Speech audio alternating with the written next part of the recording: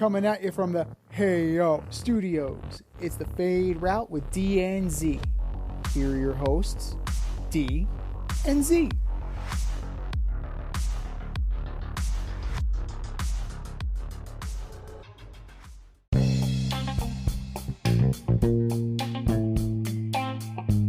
Coming at you live from the Ayo Studio. Hey, It's the Fade Route with D and Z. I am D. We've got a great show for you tonight. The Penix Suns are in 8th. David Tepper gets upset, and Florida State decides not to play Georgia. But we'll begin today's show with Michigan. Michigan punching their ticket to the national championship game by beating Alabama 27-20 in overtime. Alabama deferred in overtime, which resulted in Michigan scoring first. On 4th and goal, and after a ton of timeouts, Alabama opted to go for a quarterback draw.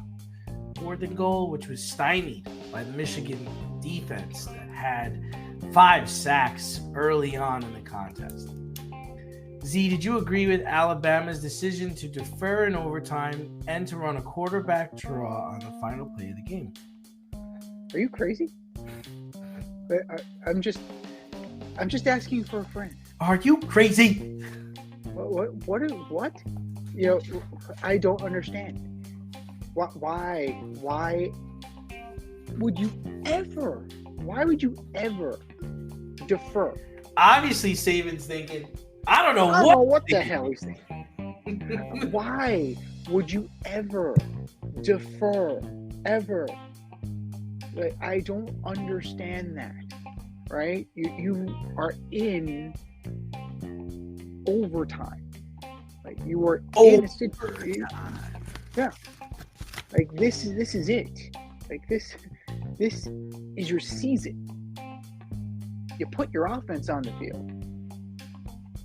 And then, if need be, you set the tone. Right? You set the tone, get points on the board, and then the chips fall where they may. That's what you have to do. You are in the catbird seat. If you are Alabama, you won the coin toss, right? It's in your hands. It's in your hands. And to do that, to essentially give away control of your season is irresponsible. And then on top of that, okay, you get the ball back, as is the overtime rule. And, you know, say what you will about the overtime rule. You know, Michael Kay was killing it. Mike Greenberg was killing it. That's the rule. It is what it is. They get the ball back. So I guess it emboldens them a little bit because they know they're going to get the ball back. But at the same time, you score, Michigan is now on its heels, right? And you put the pressure on them. Instead, if the roles are reversed, that's just boneheaded. And then let's talk about that QB draw out of the shotgun. So he was already 3 yards deep. And the snap drove him another 2 yards deep. So he had to get 10 yards to get into the end zone. Not even Michael Vick himself is probably getting that. So I think it is absolutely 2 quizzical, boneheaded decisions by Saban and O'Brien, who should know better. They're experienced. They have a lot of experience between them. Saban has plenty of pelts on the wall, right? Bill O'Brien is coached in the NFL, but he is. Well, Bill's not there, right? Bill's not there. Oh, that's right. He's not there anymore. That's right. He's not there anymore. He kind of discarded that quarterback too. Yeah. Well, as it turns out, 16 to 23 for 116 yards. In a playoff situation, in a scenario playoffs you win, you play for the national title. Yeah. Milroe, right? Jalen Milroe. Remember the name. 16 of 23 for 116 yards. He can only go up from here. He can only go up. Now, because that's bad. That's bad. That's bad. It's bad. Compared to J.J. McCarthy, right? 17 of 27, 221 and 3 TDs. Now, he's not the first round stud, right? He's not going to be that guy. Harbaugh says he's the best quarterback in Michigan history. Wow. Yeah. Considering the fact which prompted a Tom Brady to say, "Go blue." Tom Brady, how many snaps did Tom Brady get before he got benched for Drew Henson? No. He played well. He became the starter towards the end of the season. I believe he won the Cotton Bowl his last year. Yeah, well, that's exactly what I'm saying. But the greatest quarterback in Michigan history is not this kid. I'm sticking with, what is it? Chad Henne. Yeah, Henne was a good one. Chad Henne. Yeah. I got a lot to say on this. Before I even get into the game, see, this is the problem with college football, right? Mm-hmm. Because Michigan is a far superior team than Alabama is, in my opinion. But you give Nick Saban a few weeks, he's got some of the best athletes in the country, he figures it out. It was a competitive game. It was much more competitive than it should have been. They got to overtime. Okay. And Michigan botched the beginning of the game. Jesus, could it go any worse? Muffin the punt and picks. Nah. But listen, I'm going to disagree with you. I actually like the idea of deferring because at that point, I think Saban felt his strength was with his defense. It was not with his offense. When you think about it, right? I mean, they slowed the Michigan offense down. They held them to 20 points. McCarthy was struggling in the beginning, and then he got better as the game went on. Saban's a defensive guy. I think he felt like he had more control of his defense, and the idea was, okay, let's give them the ball first. I think we can stop them on the first drive, and then all we really need to do is kick a field goal. All we need to do is score, right? So that's where I am with him deferring. The offense did get to the goal line, so they were moving the ball down and distance. This is the problem I have with the final play is the down and distance called for your best play. What is your best play in this? And don't tell me that over the last couple of weeks you didn't practice this scenario. You didn't practice going to overtime. You didn't say, okay, if we need a play, this is what we're going to. We're not, if we're in the Auburn situation, what are we going to do here? I have a hard time believing that was their best play. And what made you think that you were going to muscle through Michigan on the last play of the game when you weren't able to do it all game? What made you think the sea was going to part for this kid and he was just going to what? Did you think he was going to go in untouched? Did you think he was going to break 3 tackles? How did you think this was going to look? How is this going to go? So I don't think it was their best play call. No. That's the only bad part about it. No. That is an absolutely atrocious play call. And my apologies to Tommy Reese. He did take over in February of 2023. So my apologies. Program, by the way. Yeah. So now you're going to get on my shit list instead of Bill O'Brien. You owe him some brownies. Oh, I owe him some brownies. Well, the way it's going, those brownies should be laced with laxative because he shit the bread. Alabama offense shit the bed. Well, I just think they were overmatched, man. I mean, Michigan was the number 1 team in the country for a reason. And they held their ground for 4 quarters. But, you always say, cream rises to the top, right? I mean, I didn't think Alabama belonged there. With all the preparation they got and the Hall of Fame coach that they have, they were able to get to overtime. So kudos to them because they didn't belong there, Z. They didn't belong there. They were an Alabama, they were an Auburn defensive play away from, not even being in the college playoff. Florida State was a much more deserving team. We'll get to that shit show. Texas, Georgia, these were teams, they beat Georgia at a neutral site by a touchdown or a field goal. Meanwhile, Georgia was the number one team all year. So I just really didn't think Alabama belonged there. And I think it showed. I think it showed in that game. And moving on to the second bowl game that mattered, Texas lost to Washington 37-31.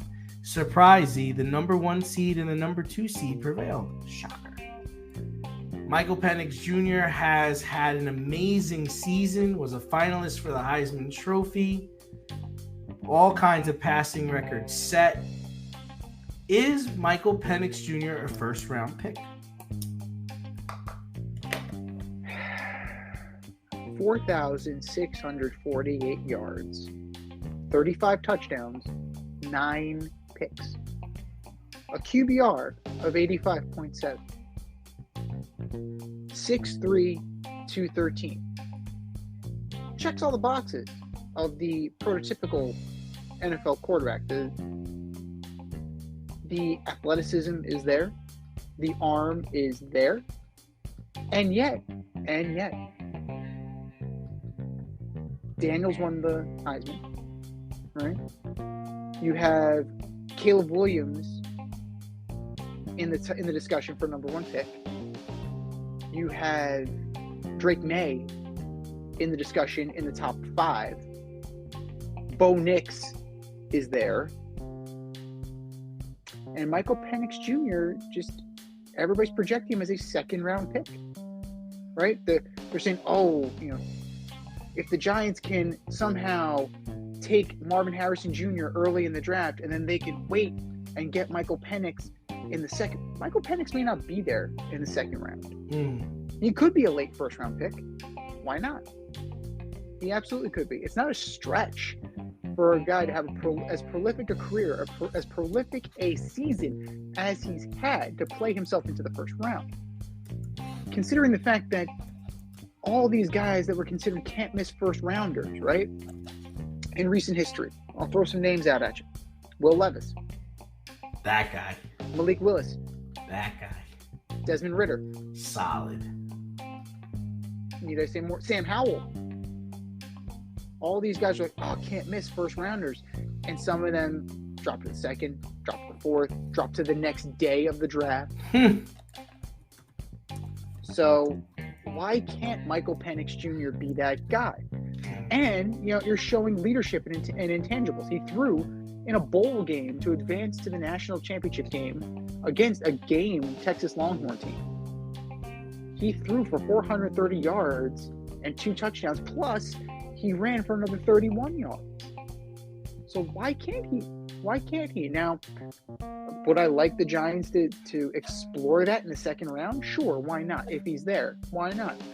I got this feeling in the back of my mind, deep within the inner recesses of my mind, the Seattle Seahawks will not let him leave the first round. That's just my gut. But based on past performances and what intangibles he provides, Michael Penix Jr. is definitely deserving of being in a first-round pick, for sure. Well, here's the deal, man. Tim Tebow was a first-round pick, for Christ's sake. That was pretty bad. That was pretty bad. Yeah, it's interesting that you bring up the Seattle thing. Because he's a Washington guy. This is the problem I have. I automatically look at him, and the first player that comes to mind is Tua.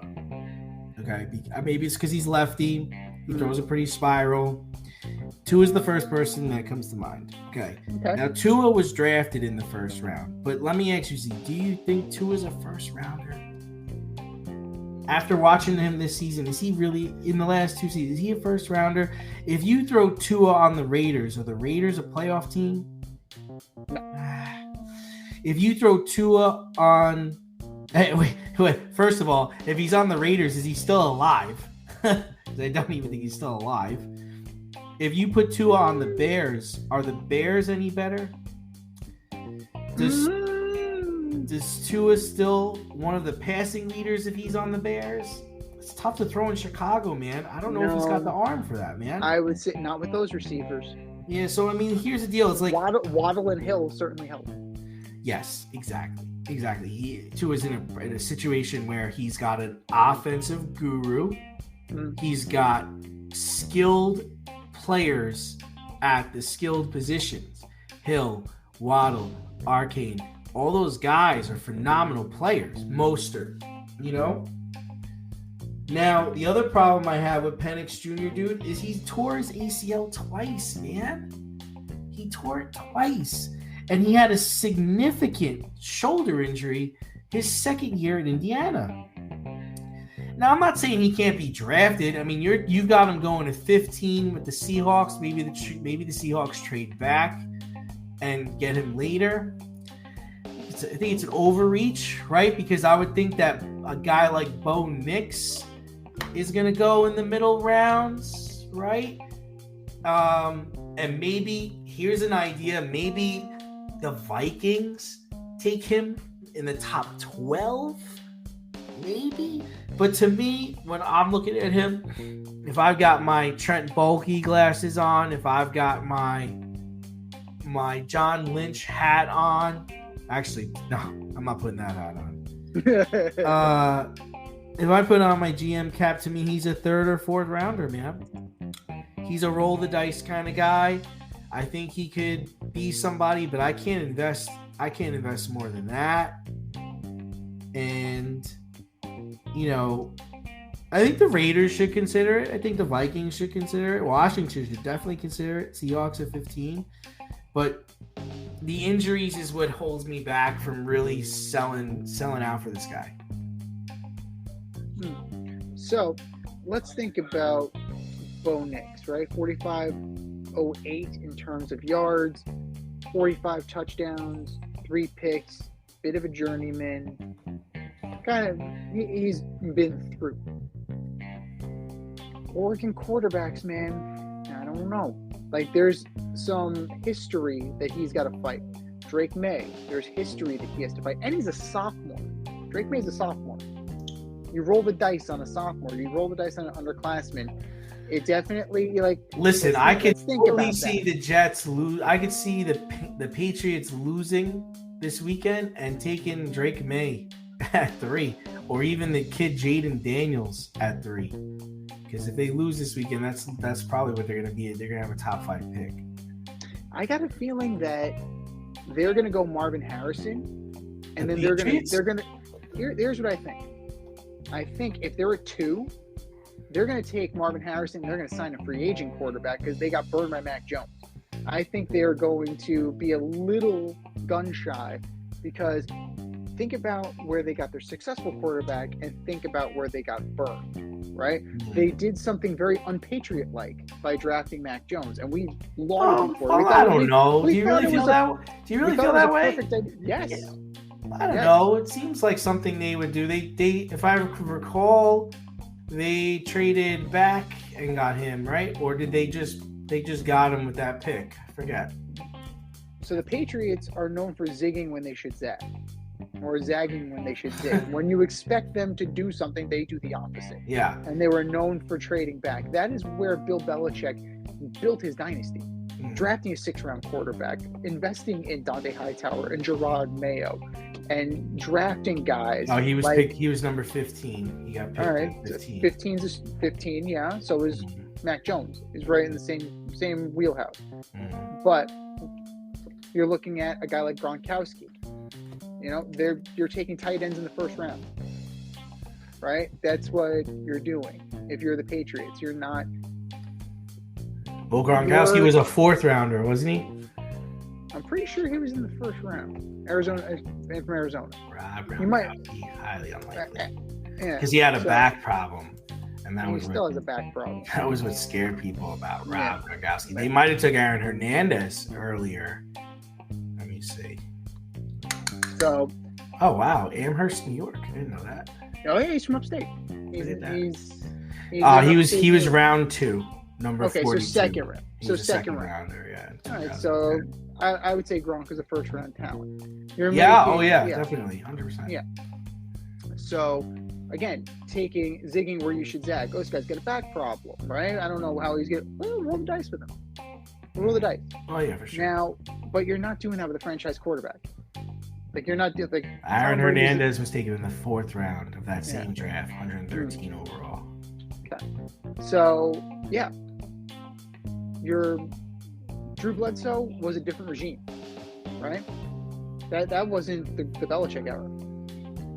So I think that, especially if they move on from Belichick, I don't necessarily think that they're going to go that route again because they don't want to invest that level of money again and risk flopping like they did.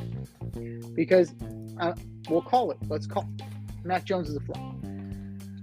Let's call it what it is, right? Mac Jones is not good. Like he's a huge disappointment. We had him like pegged, right? He was the most ready of Hurts, Tua, and Jones, right? He's the least successful of the three. By far. So who's to say, right? You really don't know. But why not? Like, see where Penix goes. You don't necessarily need to take him at 2, right? You can fleece a team like the Carolina Panthers, right? Maybe they want to roll the dice again. Maybe, I don't know, maybe the Bears want to get out of number 1. Maybe the Broncos are in this again because they're moving on from Russell Wilson. And maybe Jarrett Stidham's not the guy. Yeah, see, I think the Cardinals are going to try to get Marvin Harrison Jr. to pair with their Kyler Murray situation, especially if the Giants take Williams number 1. So you have the Giants trading with the Bears? Because the Bears are at number 1 right now. They are at number 1 right now. Yeah, so they could take Harrison 1 and screw this all up. It's a very interesting scenario because the Bears can either keep Fields and draft Harrison, right? Yeah. Or trade Fields. Because the Giants are going to be at 5, right? Depending on where they end up this year. Yeah, I would say they trade up. I would say they trade up to go get the quarterback. Yep. Now, here's an idea. Here's a crazy idea. Would you trade the number 5 pick for Justin Fields? If I was who? If you were the Giants.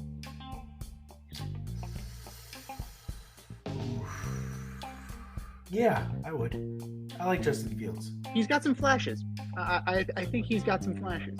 Especially if Harrison's gone, all bets are off, man. Like, I mean, I know the Giants want to invest in an offensive line. Evan Neal still lingers in the back of my mind. Right? Can't miss, right? Another one, can't miss from Alabama. Oh, we missed. So it's something about it. Like, we're getting burned in recent history with these so-called can't-miss prospects. And guys like Michael Penix are going to be like, I don't know, maybe, we'll see. He's a project. You know what? He is worth a shot, right? They took a shot on Matt Leinart in the pros. They took a shot on Vince Young in the pros. You took a shot on, Malik Willis. Some pay off, some don't pay off. So why not? Why not? And speaking of why not, here's why not. Oh, you're not going to put us in the playoffs? Well, fuck you. That's essentially what the Florida State Seminoles said to the NCAA in response to being left out of the playoffs and being put into the Orange Bowl against the Georgia Bulldogs. Well, the Bulldogs choked out Florida State 63-3 in said Orange Bowl. I'm going to repeat that for emphasis. 63-3. Florida State, still bitter and butthurt over not being included in the playoff, had 29 scholarships players not play in the game due to injury, transfer portal, and opt-outs. So, which side are you on? Are you with the players for not playing a meaningless bowl game, or do you think they should have played for the integrity of the game and the sport? What say you? You know, I had mixed feelings about this. When I first saw it, I was on the player side. I was like, good for you. It's a pointless bowl game. What are we playing in this floor? Everybody said nobody wanted to see us play for the national championship. They didn't want us to be in the Final Four. I mean, the four playoff. Screw it. What am I going to go get my head kicked in by Alabama for? I got dreams of going to the pros. I'm headed out of here. I'm leaving Florida State. I had all these visions, and as a player, and I'm like, yeah, I'm not playing. Screw this. Blah, blah, blah, blah, blah. NCAA doesn't care, right? But then I started thinking about it a little bit more. And I was like, wait a minute. They had a chance to beat Georgia, who was the number one team all year. They had a chance to finish the season undefeated. Not a lot of people could say they played on an undefeated team. I never played on an undefeated team. If they beat Georgia, right, and then they finished the season undefeated, they would have had a chance to climb back into the top rank, Final Four rankings, after all the championship games were played. And then the committee would have looked back on it and said, man, maybe we made the wrong decision. And it could have looked at it as like, forever, we'll always remember that Michigan or Washington finished the season undefeated, but Florida State also finished undefeated and they were kept out of the playoff that year. So I think they missed a golden opportunity to really stick it to the committee and show the world or show the country that they belonged in the college playoff. At the end of the day, we still remember the UCF Knights. Yeah. From 2017. Wasn't there another team that shared the title back in the 2000s? There was a share of the national. There was a share of the national championship between, I think, Miami. I want to say like Miami and Oklahoma or something like that. Yeah. Where they both were undefeated. And then there was one in the 70s where President Nixon broke the tie. Right. So, this is a black eye for the sport, right? If you want any level of integrity, if you want players to play, you have to play. That's the thing. You have to honor the commitment. You came all this way, right? And for you to sit out and take your ball and go home because you didn't get what you wanted, it's a slap in the face to you. It's a slap in the face to your coach.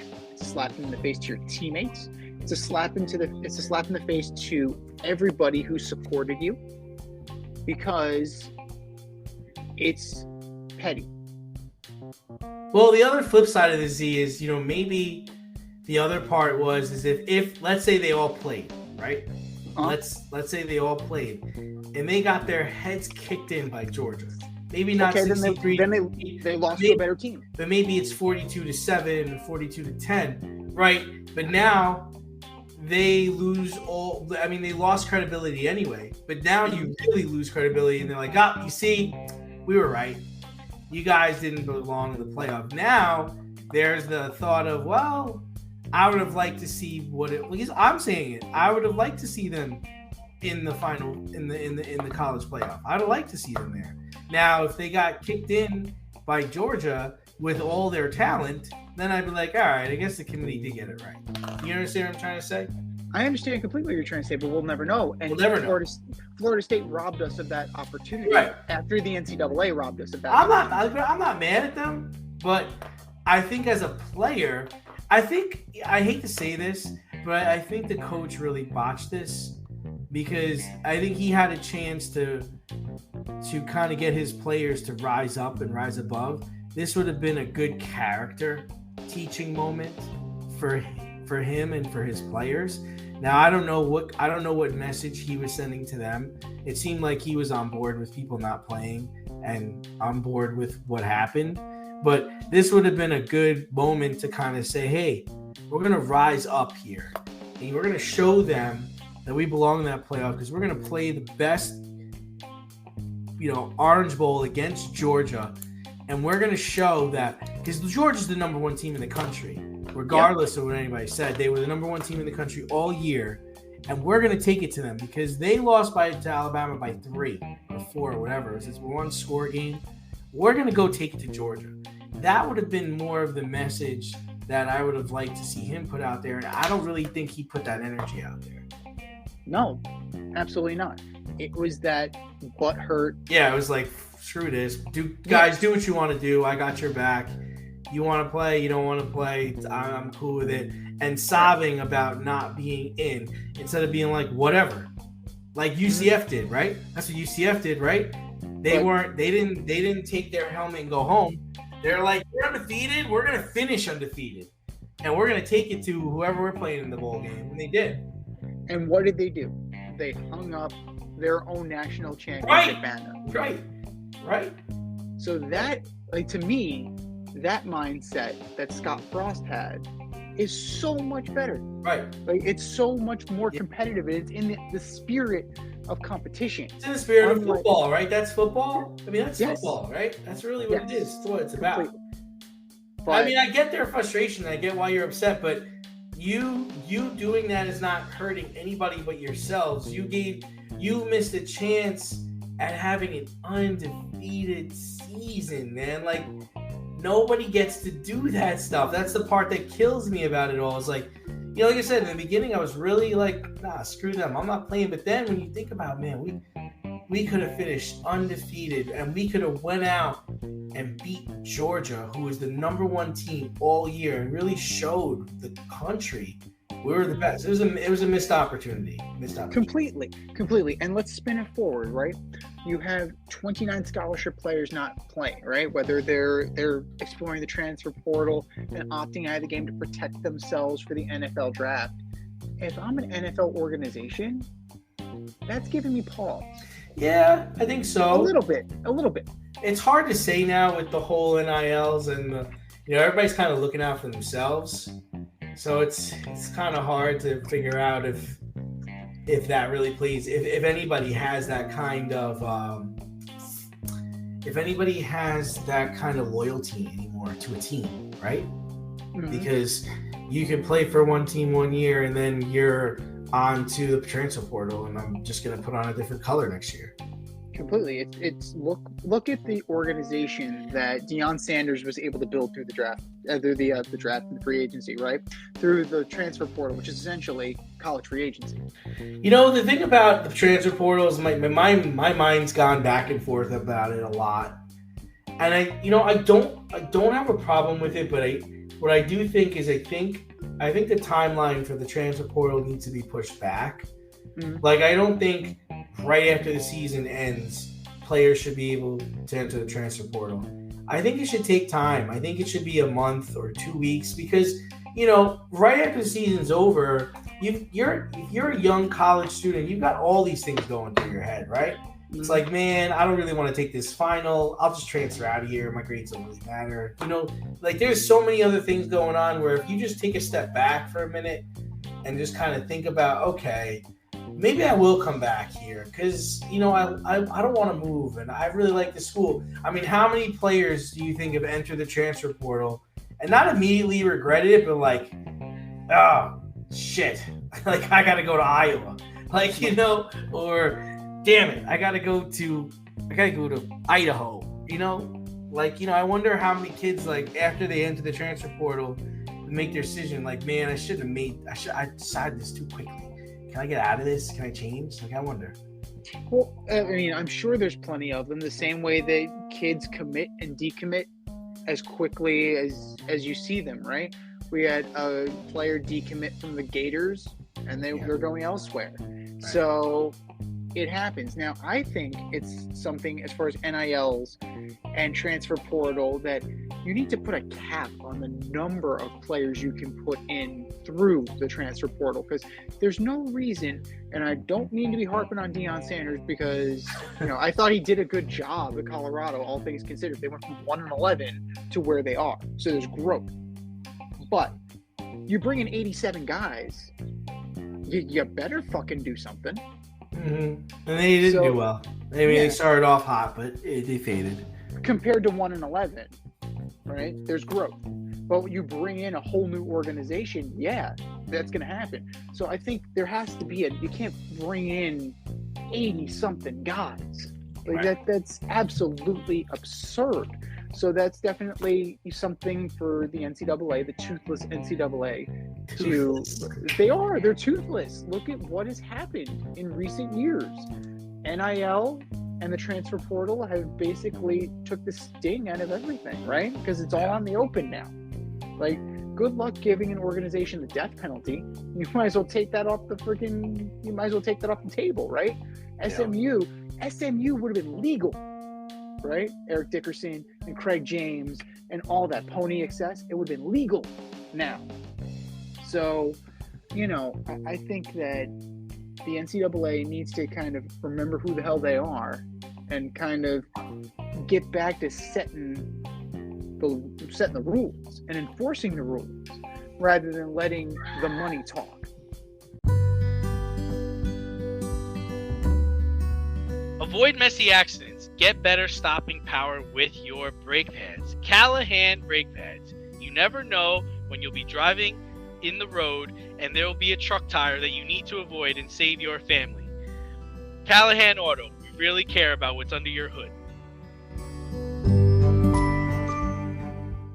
Speaking of letting money talk and bullshit was walking with Carolina Panthers owner David Tepper.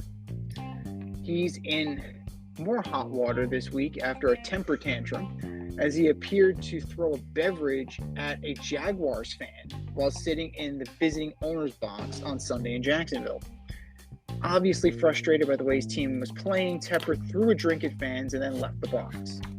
The NFL has fined the billionaire $300,000, and Tepper has since apologized. Did the NFL do enough? And does the NFL need to take a closer look at this guy? I think we need to take a little bit closer look at the statement he released. It wasn't much of an apology as it was him trying to defend his actions. I mean, Z, here's the deal. It's like, let's say a player threw a drink on a person in the stands. What would happen to that player? What if a person in the stands threw a drink at a player? What would happen? They'd be banned. They'd be thrown out of the stadium. Possibly arrested. Listen, yeah. The NFL would argue that it's the highest penalty levied on a team owner. I believe Bud Adams was fined $250K some years ago. But David Tepper is worth over $20 billion. A $300K fine to him is the equivalent to us being fined $1.77. He's a billionaire, sore loser owner who needs to be sent to his room. He needs to be put in timeout. You can't hurt him in the pockets. You hurt him by taking his privileges away. David, that was a really bad thing that you did. Now go to your room. That's the kind of thing you have to have. Now, Roger Goodell would defend himself and say, I work for all the owners. This is, what we collectively bargained upon. I'm going, in order of what we've done in the past. Now, that's true, but everyone in this club needs to be held to a higher standard. David, you're suspended the rest of this season and for 6 games next season. Or how about this? David, you're not allowed to travel with your team next year. Because you did this at a fucking visiting field, which is even worse, right? You didn't even do this in your home stadium. You did this on the road in a visiting owner's box. This is such a privileged image too, right? An owner sitting in his box, chucking a drink at the peasant below. Like, come on. Throwing a drink on someone is the most insulting thing a person can do, right? He's lucky spitting on them. Right. He's lucky the fans didn't climb up into that box and slap the shit out of him, because that's what I would have did if he threw a drink at me. I'll figure out how to get up there. Mm-hmm. Try throwing a drink at someone in a hallway. Try throwing a drink at someone in an elevator and see what the result of that would be, David, because you're going to get slapped in the face. And he didn't issue an apology either. He said, I regretted his act. He said, I regret the actions I've taken. But I'm so in love with this team. He blamed the team for his actions. And so I have the quote here. I am deeply passionate about this team and regret my behavior on Sunday. I should have let NFL stadium security handle any issues that arose. I respect the NFL's code of conduct and accept the league's discipline for my behavior. What a crock of shit. Then he's throwing it on the security. Oh, I should have put it in the security's hand. Security stands for what? The fucking visiting team was talking shit? The visiting fans were talking shit to you. What do you want the security guard to do? Smack them over the head and drag them out of the stadium? No, that's part of football. Part of football is talking shit in the crowd, in the stands. That's part of the game, getting drunk and having a good time. You couldn't take it? Your team sucks. It's not like you missed the playoffs over this, David. The team's been eliminated. And you've gutted the team. You took away their heart in Caffrey. You sold their soul in DJ Moore. And you're upset because they're getting blown out against Jacksonville Jaguars and their backup quarterback? Like, did you go into that stadium thinking you were going to win the game, dude? Like, what? Let me ask you, at what point do you think you become this arrogant, Z? Is it when you make $100 million, $200 million? At what point do you think you could just throw a drink on somebody and have no repercussions for it? At what dollar figure are you making where you're like, oh, the rules of right and wrong don't apply to me anymore? Because that's basically what he did there. And I wonder what the vibe is in the Carolina Panthers office today. I wonder if it's like they're all yes men. They're like, man, that was wrong. I mean, what were you supposed to do, David? You were just supposed to listen to them talk all that shit to you. You had to throw your drink at them. That's what you had to do. Oh, this is such trash. $300,000 fine. That's not warranted. That's not. Was that what you think they're boasting around in the Carolina Panthers building this week? You think that's what they're saying? Or are they looking around and be like, what are we doing here? Well, the first billion is the hardest. So, it makes you wonder for sure. Like, where do you... It's absolutely ridiculous. Like, the amount of entitlement and the spoiled brat nature of it all it makes Jimmy Haslam look stable. And Jimmy Haslam is not exactly the token of stability in the NFL, right? When we talk about rash decision making, you handpicked Frank Reich to be the head coach, right?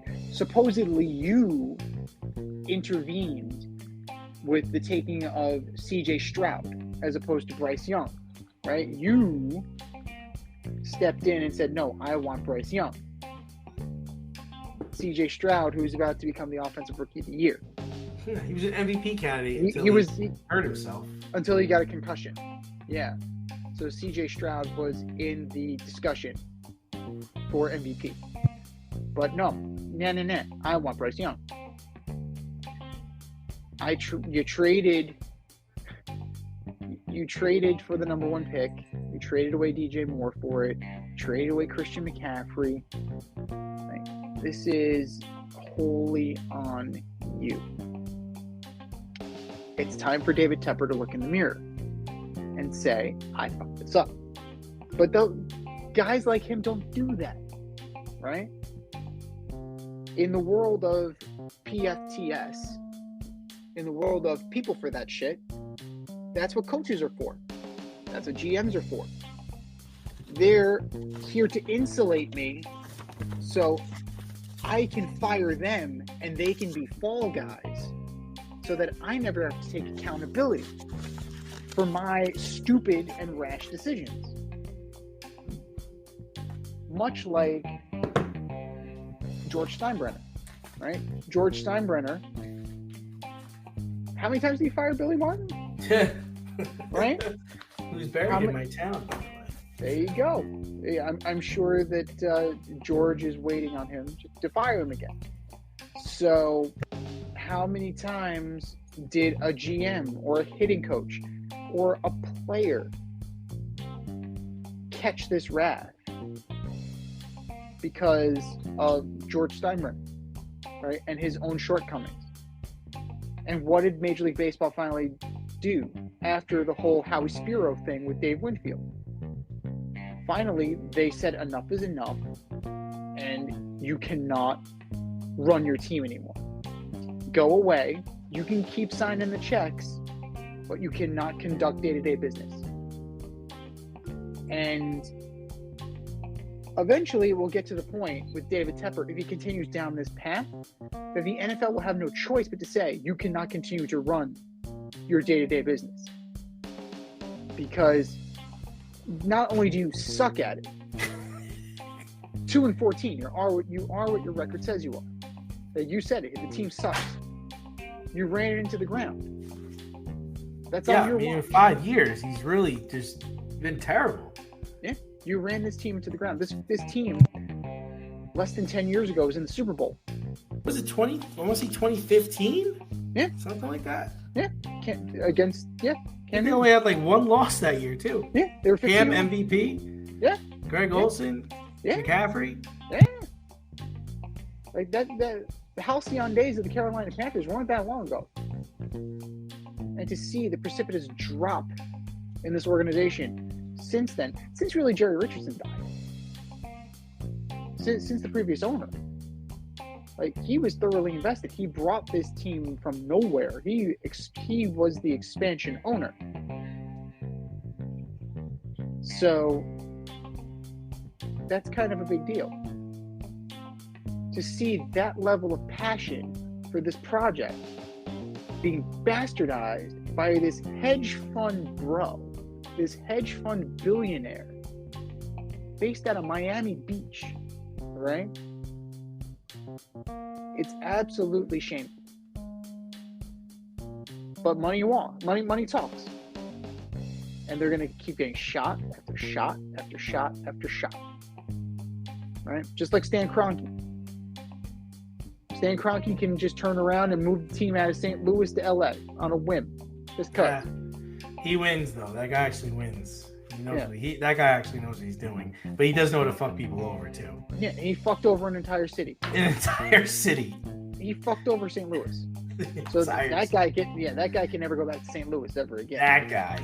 So if the NFL ever does go back into St. Louis, guaranteed that he'll be staying home when the Rams go visit.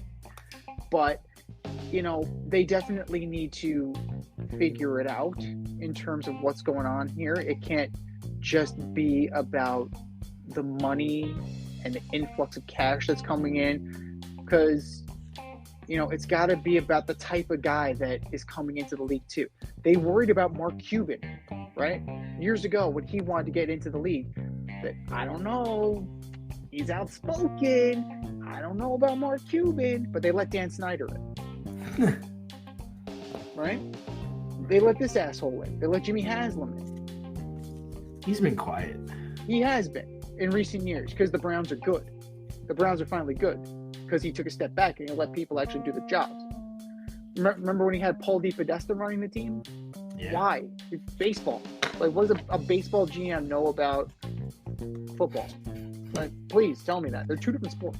Harvard, Yale, Maryland. You're funny, Pete. Last place.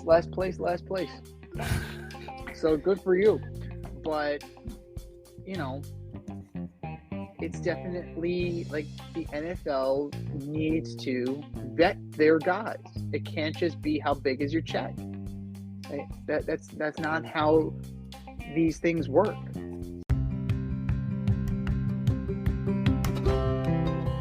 Do you love brownies?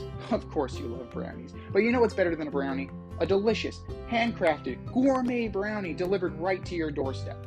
That's what our guys at Sweet Life Brownie Co. offer. Chef Tommy D and the crew offer a dozen delicious delights that you will crave, from the classic OB to Dutch apple to campfire s'mores and many more. Check out their website, sweetlifebrownieco.com, for their Friday brownie drops. At noon, their site goes live and you see what they're making. Since you're there, become a site member and earn points. You earn 50 points just by signing up. Make sure you follow them on Instagram and Facebook too, at sweetlifebrownie_co, for the latest updates and their latest releases and creations. That's sweetlifebrownieco.com. Give them a call, 845-641-3043, and tell them D&Z sent you. That's sweetlifebrownieco.com, 845-641-3043. Sweet Life Brownie Co., because there's always room for a brownie.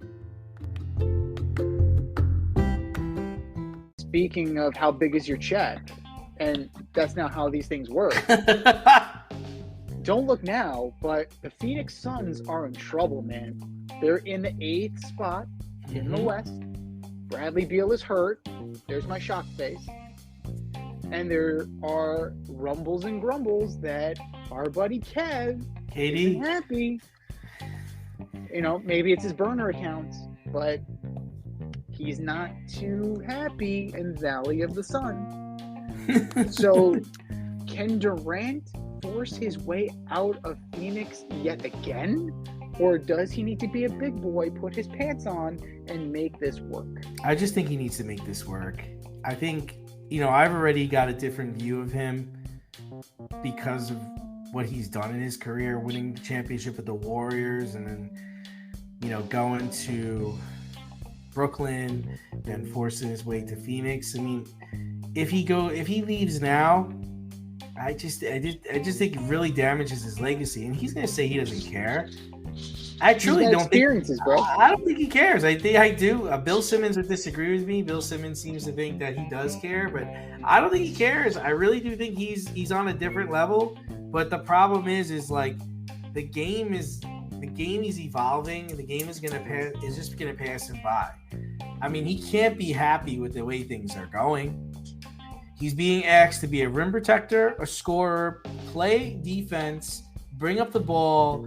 Essentially everything he was asked to do in Brooklyn, he's being asked to do in Phoenix. I think the Suns got rid of too many players to get him.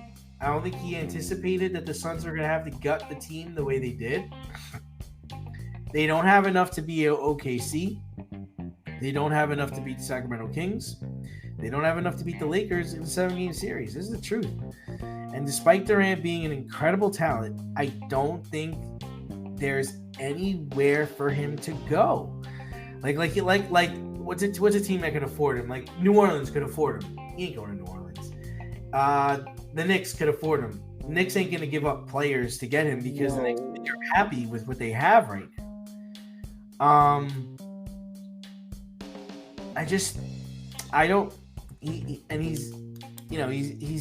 He's not going to go to a terrible team. He's not going to go to Cleveland. The only place that kind of makes sense for him to go is Golden State, right? It makes sense for him to go back there. It would make sense for him to go back there, but I find it hard to believe that this new owner is going to give up his biggest asset within and send him somewhere within the conference. No way. So here's the team that I thought of.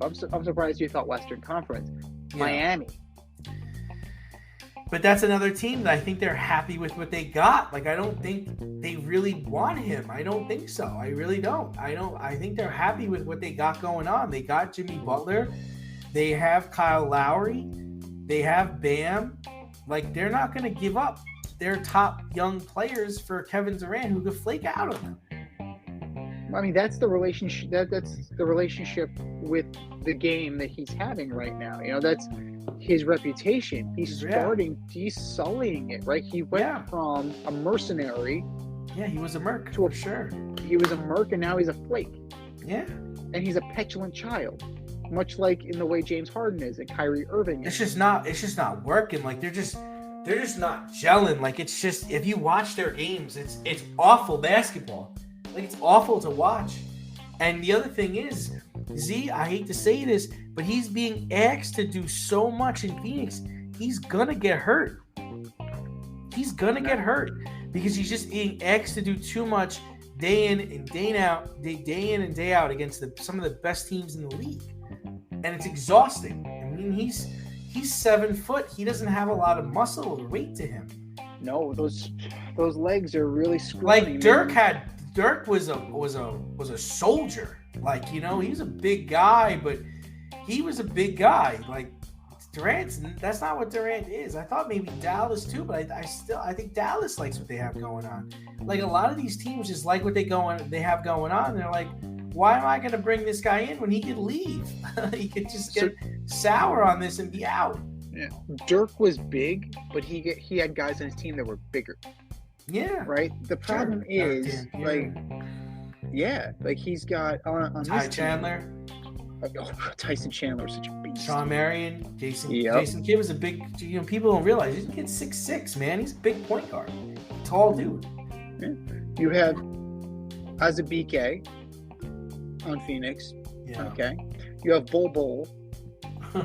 You have Drew Eubanks.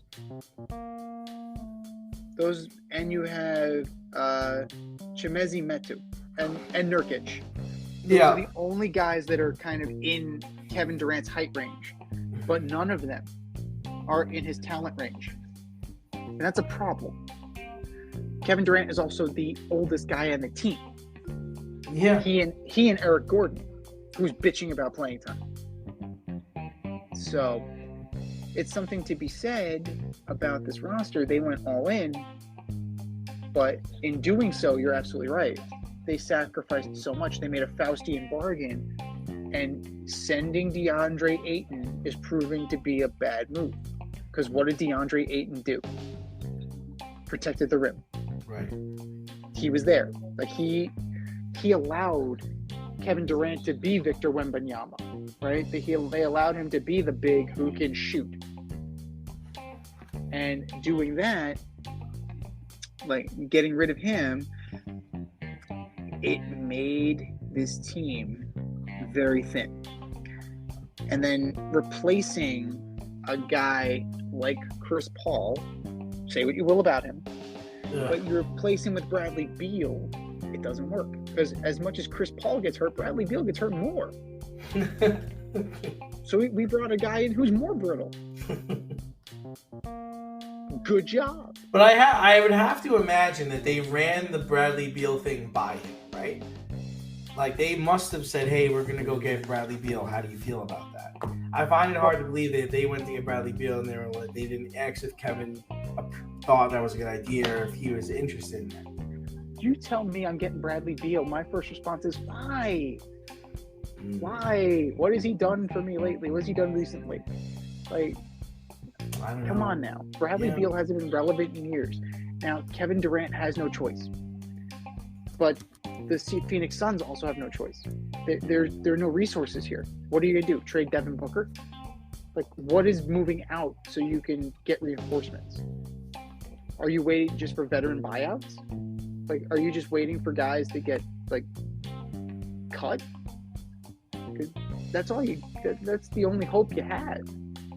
Because your situation is such that you done fucked yourself over. That's it. And this is all you're doing. This is all Matt Ishbia is doing. This is all Kevin Durant's doing. And this is the downfall of the Phoenix Suns. Because they went star hunting again. And anytime you go star hunting, you're going to get bitten in the ass to some degree. Because you got to make a deal with the devil. And right now, the devil's calling in his marker on the Suns.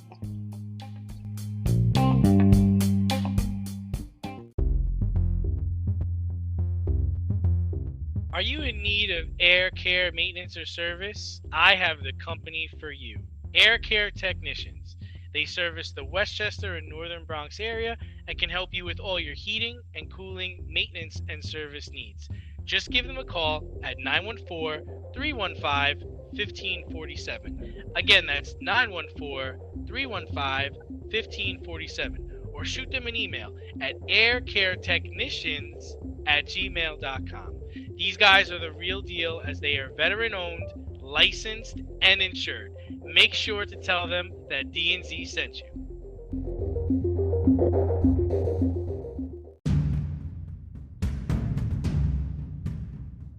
More or less?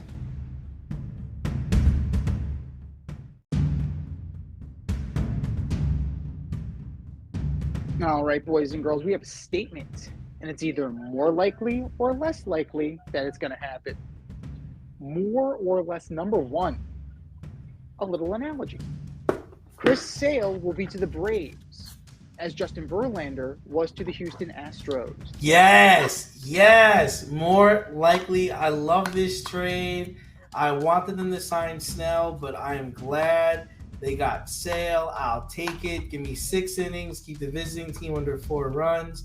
I'm good with that. You don't need to strike out everyone unless you're playing the Phillies. Yes, more likely. Here we go. Let's see.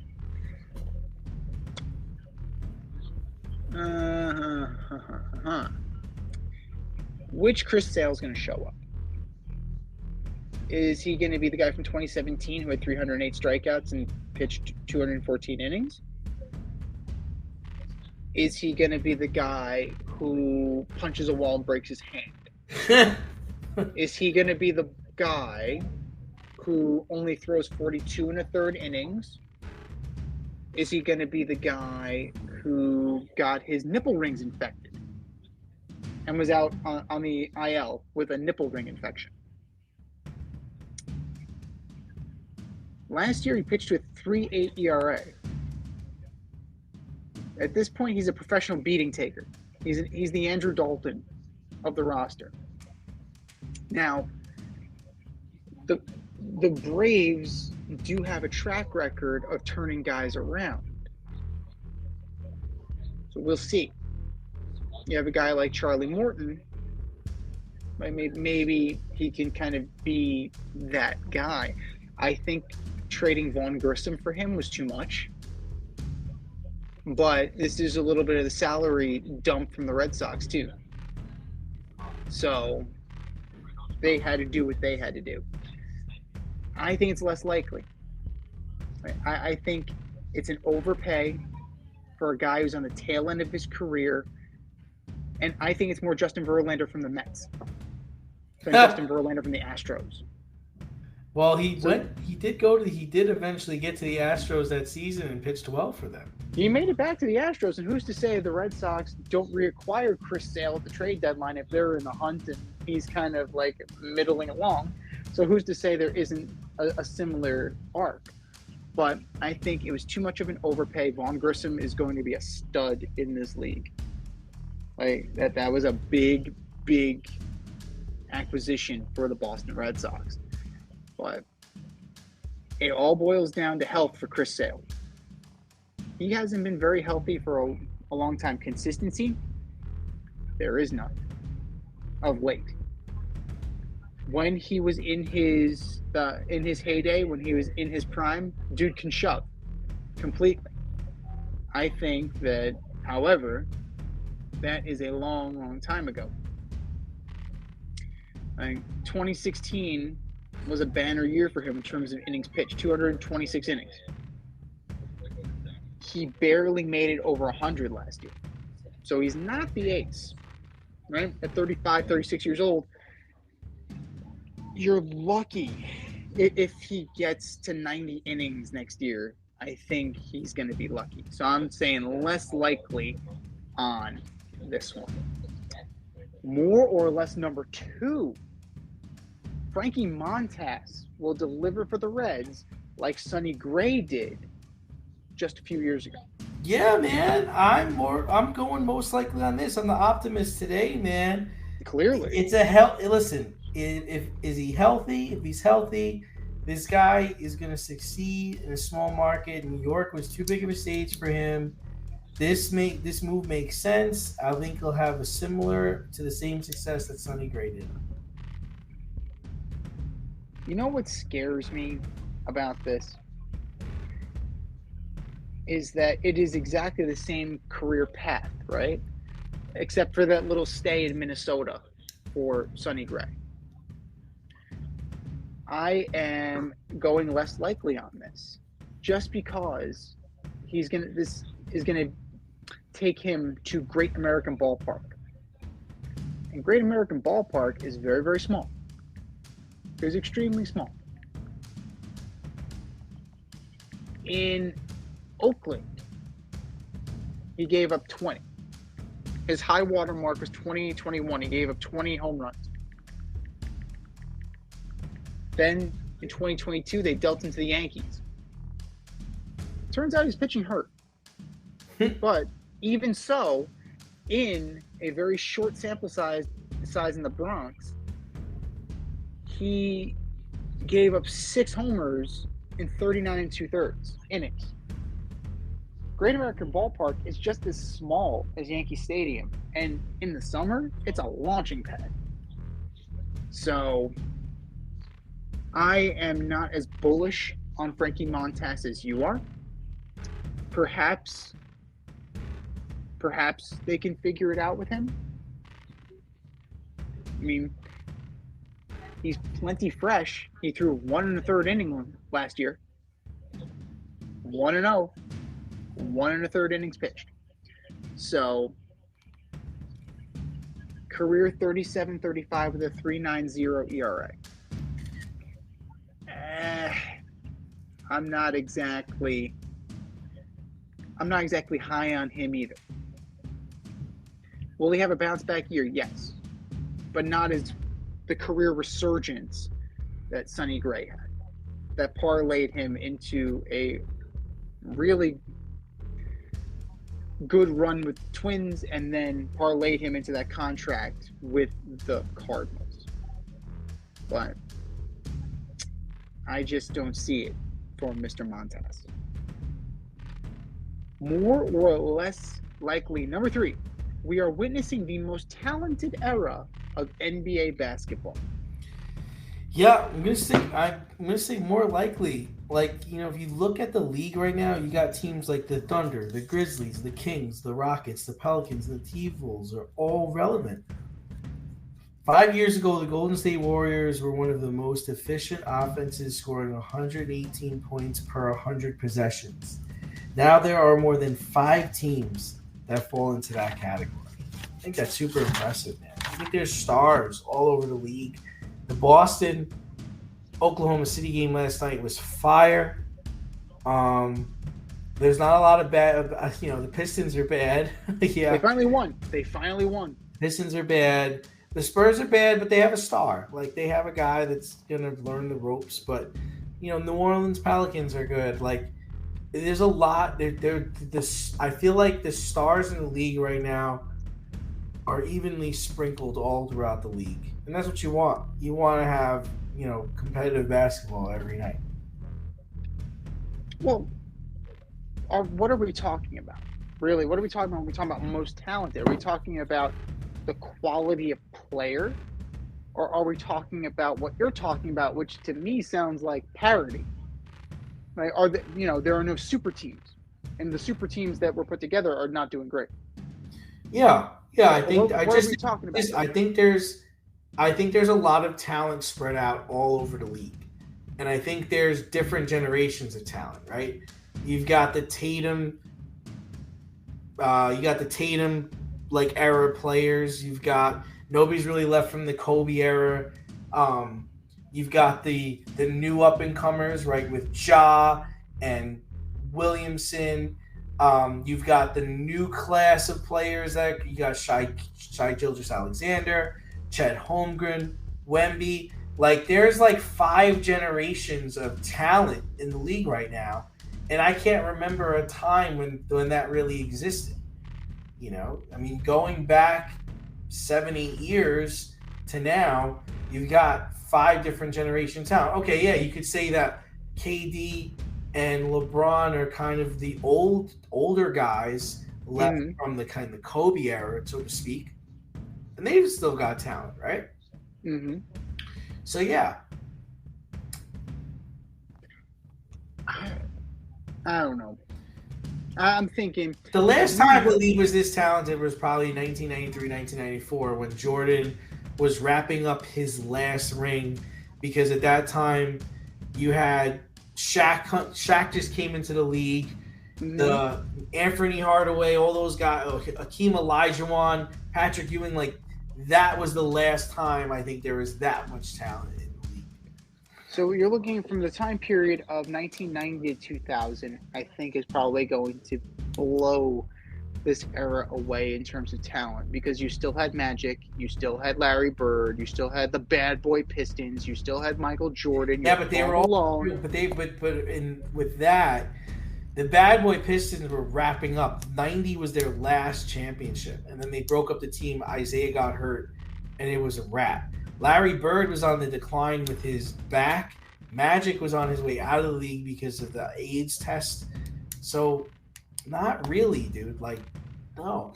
That was the changing of the guard. The changing of the guard was about to happen with Jordan. Jordan changed the guard because he won in 91, 92, 93. Then he took a year off, came back and won 96, 97, 98. But you also had, in that time frame, in terms of pure star power, they're still there. Plus, you have Patrick Ewing. Plus, you have the Rockets with Hakeem Olajuwon, Charles Barkley. You have Reggie Miller. And then just go down the list. Like, you still have that plenty talented. And then you start getting guys like Allen Iverson, Vince Carter. But they were like Duncan. 96, 97, 98, right? That's what I'm talking about. So from the year 1990 to the year 2000, you had name recognition, and you had gravitas in that league. You had David Robinson there. You had, like I said, you had T-Mac. You had a young Kobe. You had Shaq and Penny. Karl Malone, Stockton, Sean Kemp, Gary Payton. You go down the line, man. Like, those are like legends. And these kids, and they are kids. A lot of these guys are very young, right? You look at a guy like Tyrese Halliburton, Paolo Banchero. What are they going to become? Oh, we're not there yet. They're very good right now. Like Grant Hill, perfect example. When Grant Hill signed with Orlando, it was supposed to be a wrap, right? He was supposed to bring a title to Orlando. Yeah, that was supposed to be really awesome. Yeah, and then it turned out to be nothing. But Grant Hill was on that list too, man. So, as talented as these kids are, their future's not written yet. Not to go full Doc Brown on you, but it's kind of important to note that until it's done, like, it can turn for the worst. Grant Hill is a perfect example of that. But in terms of name recognition, I mean, super talented, but we'll see what they become down the road. For me, give me the 1990 through 2000 for pure star power and for excellent play.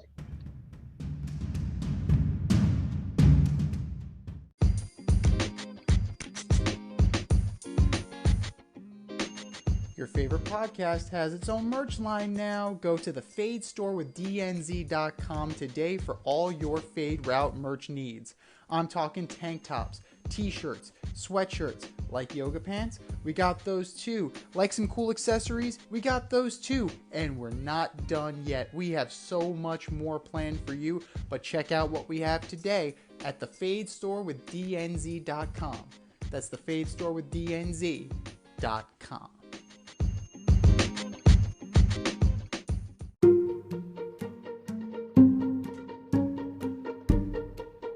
The Fade Store presents the Alleged Superstar of the Week Award.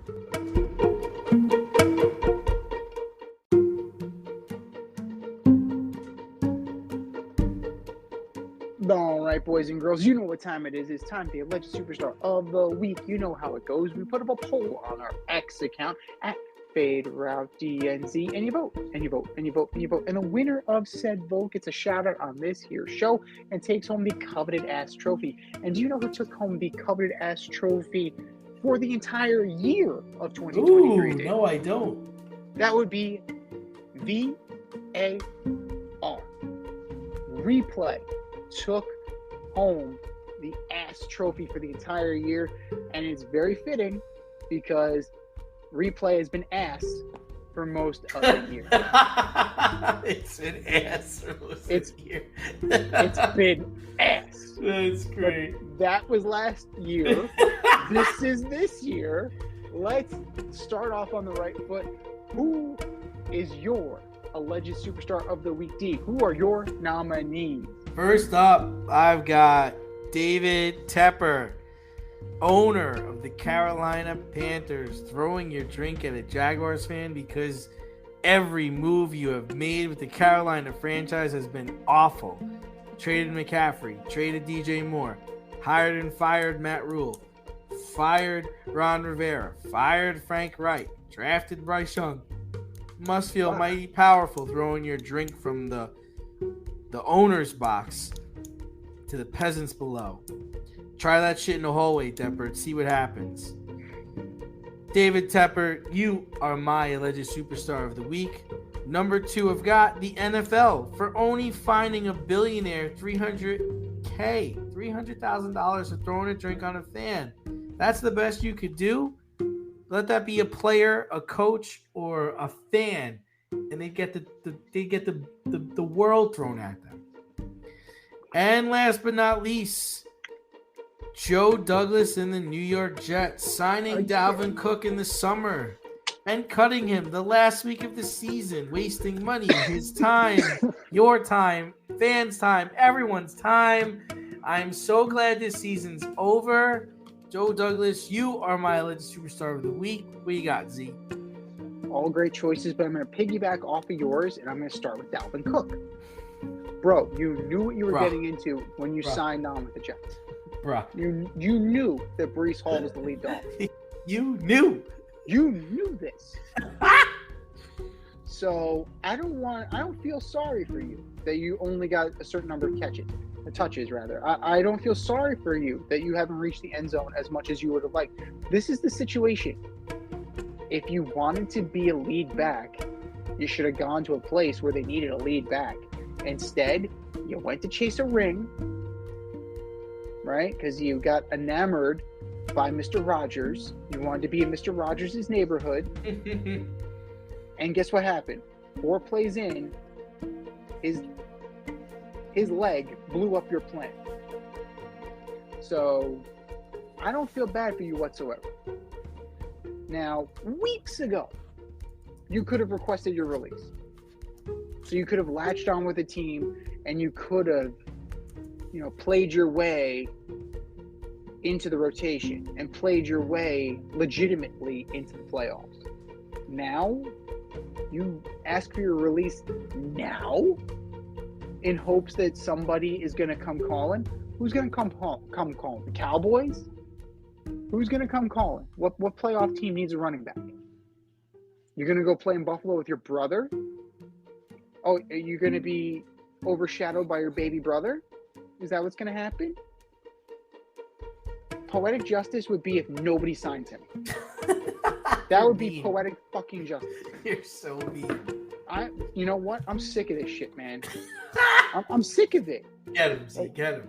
No, dude, if you want to play, then you should have signed on to be the lead dog. And guess who could use you?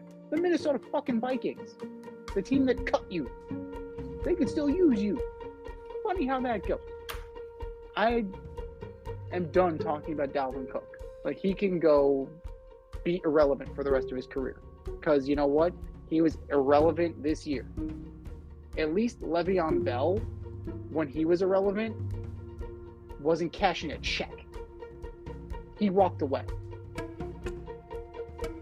You stole money this year, Dalvin Cook, you are my alleged superstar of the week. University of Alabama. Why are you deferred? You go, you punch Michigan in the mouth, and you dare them to beat you. That's what you should have done. Instead, we're going to put our defense out there, and then all we have to do is kick a field goal. Well, how'd that work out for you? University of Alabama. You're watching from the crib, just like the rest of us. You are my alleged superstar of the week. And last but not least, the Lions and the Cowboys, specifically for the last 2 minutes. That was putrid. The Cowboys played no defense whatsoever. And then, once the Lions score, okay, you go for 2, you go for the win. Right? An honorable mention here goes to the referee, Brad Allen. Right? Who reports eligible? Is it Decker? Is it Skipper? Is it Decker and Skipper? Is it Barbie and Skipper? I don't know. Did he miss the call? Did he not miss the call? Did he ignore Taylor Decker? Fuck me, I don't know. I wasn't there. But you got a guy coming over to you. What was the ref's name? Brad Allen. Brad Allen. You know the Lions are 0-6 when Brad Allen officiates their games. Did you know that? I did not know that, but you know what? This sounds a lot like Scott Foster and Chris Paul at this point. It sounds a little more than anecdotal. It sounds a little more than coincidental. So, okay, first play wiped out due to an ineligible receiver who, by all accounts, reported as eligible. Maybe he did it in a passive-aggressive fashion so as not to tip off the Cowboys, but guess what? The referee has to tell the Cowboys who's reporting as eligible anyway, so it's not like you have to be clandestine. The very next play, Dan Campbell goes for it again. Bro, what the fuck are you thinking? Kick the field goal. I keep saying field goal. Kick the extra point. You go into overtime. And then the chips fall where they met. But no, Danny Big Balls decides to go for it again. Jared Goff throws a pick. But wait, it gets better. Micah Parsons was offside. So Dan Campbell gets a third bite at the apple. And what does he do? He goes for it again. Kick the extra fucking point. Kick it. Kick it. Kick it. Kick it. Go to overtime. Take your chances. Instead, you throw a weak-ass screen pass, and it's dropped. Lions lose. Cowboys don't win. Lions lose. Because you put your dick on the table and you decided to coach with your ego rather than coach with your brain. Coach with your brain next time, because next time's the playoffs. There is no next week. Coach with your fucking brain. Lions, Cowboys, and referee Brad Allen. You're all my alleged superstar of the week. I think we said our piece. Go to our X account at FadeRouteDNZ and vote. And for our nominees.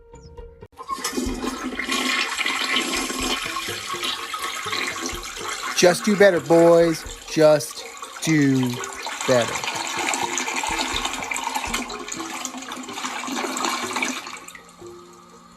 This has been the Fade Route with DNZ. Thanks for tuning in. Catch our podcast on Wednesday nights on iTunes, iHeartRadio, Spotify, wherever you listen to your podcasts. So until next time, stay faded, everyone. Time for us to run the go route. We'll talk to you next week. Thanks for listening to this episode of our podcast. If you like what you heard and want to hear more, be sure to like and subscribe on your favorite podcast platform. Rate us 5 stars, leave us a review, turn on subscription notifications, and tell your friends. Spread the word, spread it wide.